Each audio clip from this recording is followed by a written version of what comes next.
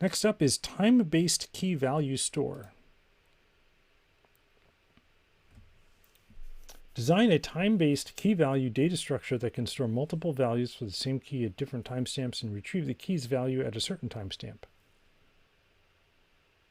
Okay, so we have to implement a new, a set, and a get. Stores the key with the value at the given timestamp. Returns a value such that set was called previously with timestamp prev is less than or equal to timestamp. If there are multiple such values, it returns the value associated with the largest timestamp prev. If there are no values, it returns double quotes. Okay. We get one example. All right. Let's store this in here. What's the number of it? 981. Wow. It's not the highest one we've gotten so far, but second highest. 981 time-based key value store. All right. And let's paste this code in here. All right. And we're obviously going to have to manipulate this struct, right? Fields go here. New is just going to be right now time map or self. Like that. Set doesn't do anything yet. I just want to get it to compile. That's why I'm doing this. And this returns toString. Okay. I don't think I need this comment. Okay. So obviously set is going to take a mutable reference and get takes an immutable reference. And then we start our test. We only have one test so far. So let's copy paste this and then rewrite it to be Rust.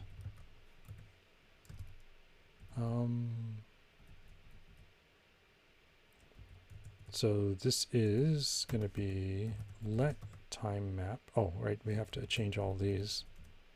You know what we're going to do? We're going to say time map and replace it with time map like that. And instead of this new time map, we'll say time map new. There. And now all of these need to be toStringed, right? Because they're strings.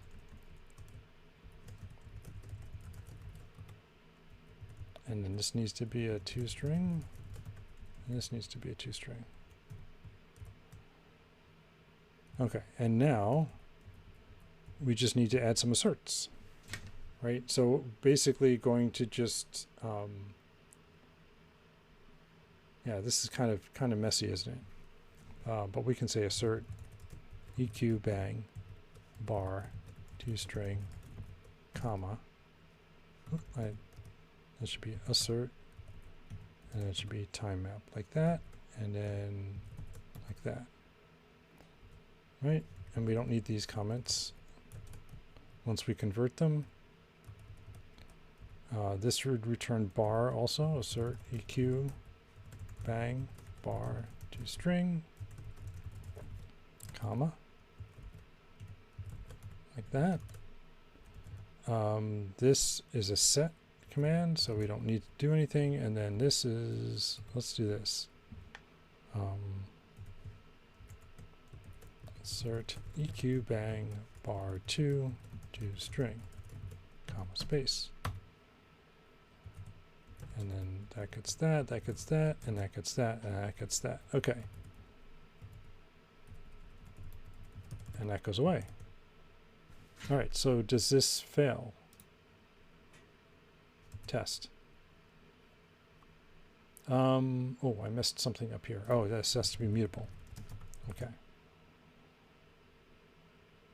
Yep, okay, so our first test failed. Good. Now all we have to do is write the code. So, what we're trying to do is be able to set, so this is saying set foo with value bar at time 1. If we look up foo at time 1, it's bar. If we look up foo at time 3 or anything past 1, it's bar. If we change foo to bar 2 at time 4, that means any lookup before 4 should return bar. I should have had that as a test, and I'm going to add that in on my own. Assert EQ, bang, bar, dot toString, time map get foo, toString, at time 3, it should be bar, and then at time 4 and later it should be bar 2. All right, let's so we could also have multiple keys, right? This just has a single key. I think the easiest way to do it would be to have it, let's call it a store, hash map of string map to a vec of tuples, right? So for a given time this, it's the value this, and then we can just look up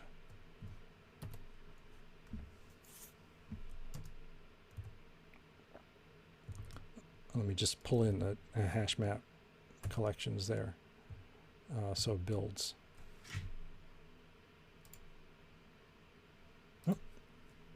Oh yeah, so we just need to let's do this, derive default, right? And I can just say self default. Right, it starts off empty. Oh, yeah, I forgot that. Okay, very good. So now what we need to do to set, okay, so we're going to say let info is equal to,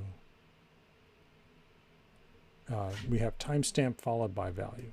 So timestamp value. And we can look up the key, right? Match self store entry key. If it's occupied, then we need to search through does this give us a mutable?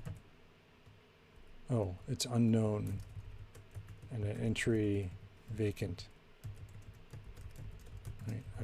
I've finally kind of sort of committed the entry API to memory. Let's see if that works. Yeah, okay. So now we can see what is O. O is an occupied entry. And we can call get on it.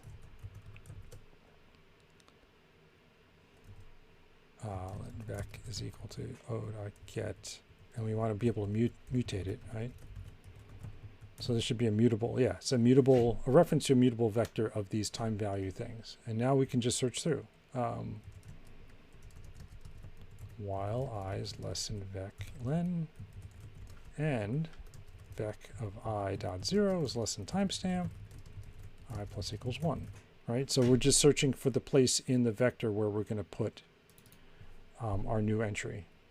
If I is less than vec len, then we're pushing it in the middle somewhere. Vec insert I info, the info from up here, right? Else we're going to push it on the end. Vec push info, right? If it's vacant, then we're starting a brand new thing, and we can just say, right, this is a vacant entry. So we can say, and vacant has an insert call on it that you can make, and we'll just generate a brand new vec. Right? Does that work? What is it not like? Expected. Oh. Semicolon. Okay. Can't borrow is mutable. Help consider changing this to be mutable. Okay, I can do that. All right, so I think that's storing. Now retrieving, we have to get the key. If let some vec is equal to self store get key. If it's in there, else we're going to return nothing, right? Now we just need to search for the timestamp that we're interested in. So we can say let result. No, we don't need to do that. We can just say for lookup in vec iter, right? Yep. And then we could just say if lookup dot 0 is less than or equal to timestamp,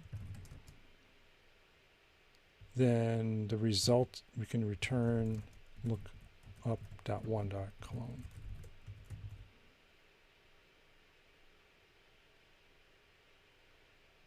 Oh, no. If it's greater than or equal to timestamp, yeah, and this should be timestamp.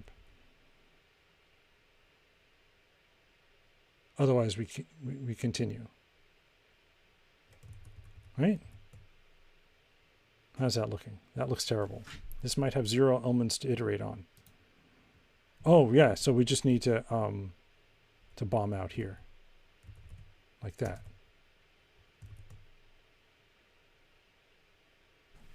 Computing. It's still wrong. Terrific. Let's print this out then. Println finding key, like that. Println checking lookup. Println, yeah, println found. Let's see what happens. Finding foo, checking 1 bar. It didn't find it.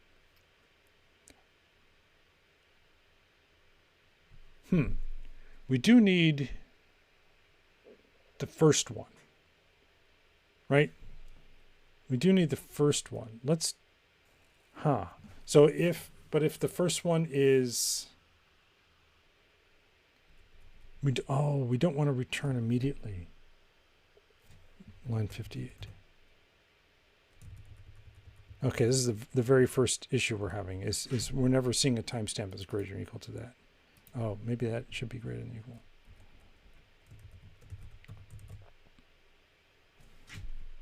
Well, that gets us past, yeah, that gets us past the first one, but doesn't get us the second one, right? Line 59 here.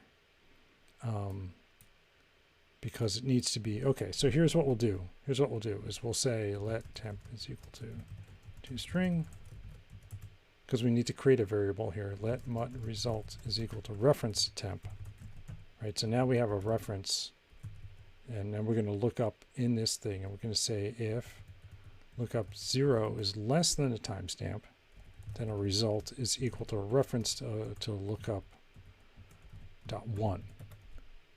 Else lookup 0 is equal to or greater than timestamp, which means we're done looking. There's no point in keeping on going. And then down here we'll just say return results. Oh, it's a reference dot clone. Nope, that didn't work either. Oh, because I have to do equal. Okay, so the test code is showing that we're not actually using, oh, yeah, because these are libraries. I have to pub these. Otherwise it complains.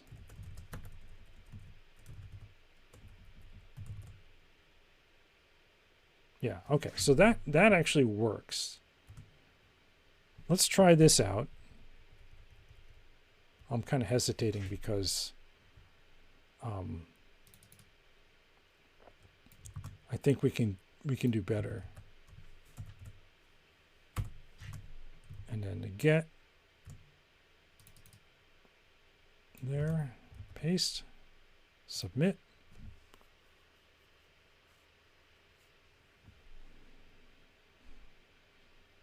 Judging. Output limit. Oh, I'm printing. I've got print statements in here. Okay. How do I make this go away? I can't. I can move this down. No. Test case.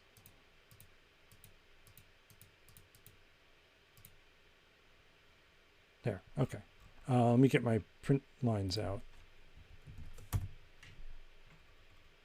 Oh, is that the only one? Okay. Submit. Yeah, let's get it out here too.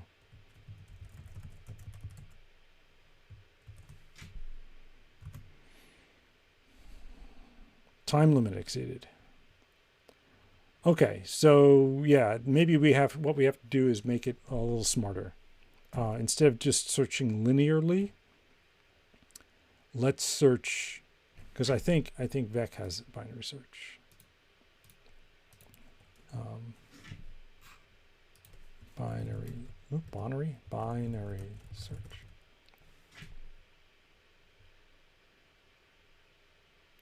On a slice. Oh, you can do a by also, so you can give it a function.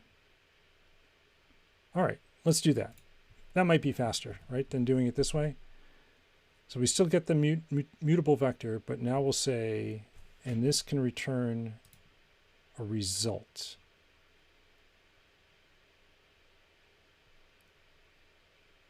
Okay. So I guess, if we say match vec.binary search by the item, and item.0.compare with timestamp, right? We're looking for a timestamp, and I think the timestamps are going to be unique, right? All timestamps of a set are strictly increasing. Okay, so we're always strictly increasing. And we can always just push it at the end. I was saying we have to do this binary search thing because it might show up in the middle. But if we're always going to put it at the end, then let's just put it at the end. Let's try that.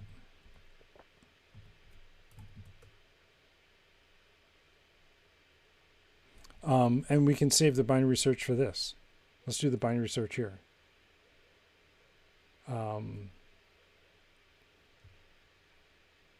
Right, so we have the key, and now we can just binary search. Match vec.binary search by item. Again, item.0.compare with the timestamp. Right? If it's okay, we found it. And this should be just the, oh, doesn't like that. Maybe because I didn't finish something, or error, not found. If it's not found, we obviously have to do a different thing, and then do an else here, and then just to get this to compile. Oh, that's why. That's why that was unknown. There we go. Now it's a use size, right? So, and it returns the index, right? That's what it said. Containing the index, yeah. Okay, so this is the index of the thing we found. So we found it. We can just say v of found dot one dot clone, right? If we didn't find it, then we have to look for it. If not found is containing the index where matching element could be inserted while maintaining sorted order. Okay, right. So not found is going to be one past the timestamp that we're interested in.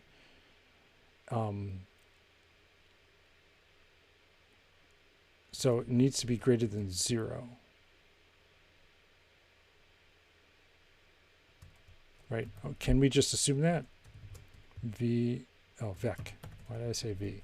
Vec of not found -1 dot 1 dot clone. Let's see if we can just assume that.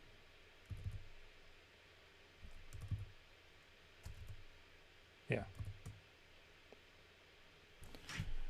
It compiles, the tests pass. So let's see if this works. Let me change just these two functions over here.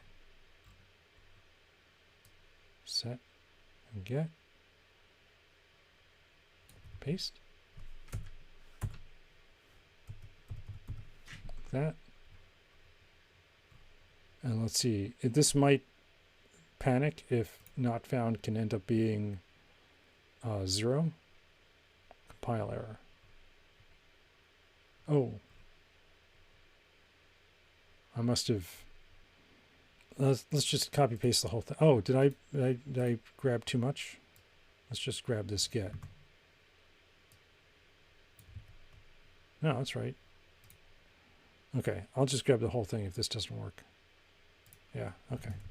Because I think now it fits all on one page. Copy. Paste.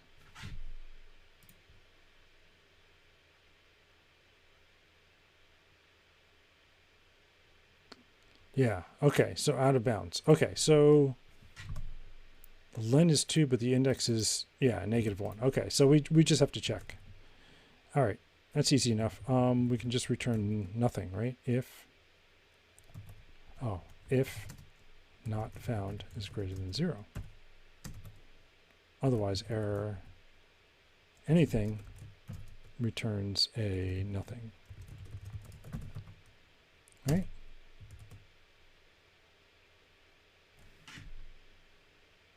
That passes the tests there.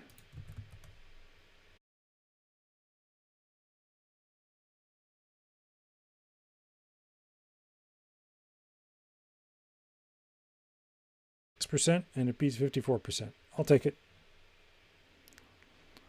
I'll take it. That's not too bad, right? This is easy because all we have to do is push at the end, right? That was part of the description that I should have read beforehand on the constraints. All the timestamps the timestamp set are strictly increasing, so there's nothing special you have to do there. You just stick it at the end. And so we can actually simplify this, right? We can make this even easier with self store entry key or insert with vec new dot push info.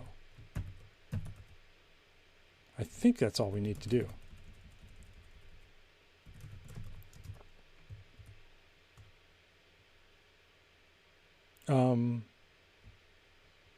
Right, I'm so used to doing the thing. Yeah, we got 2 warnings. Now we're not using the entry API anymore. That's fine.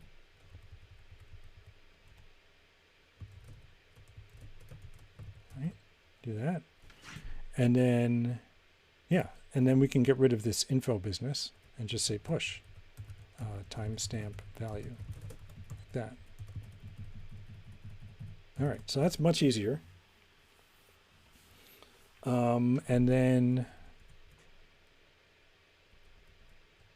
yeah, I think this is as simple as this is going to get. If the key is not found, we return nothing. If we found the exact timestamp match, then that's what we return. If we found it and it's greater than 0, then we return the previous entry. Otherwise, if we found it and we'd have to insert it at 0, it means we don't have a time for it yet. So we just return an empty string. Okay, so let me check to see, make sure this version works as well. Paste, submit.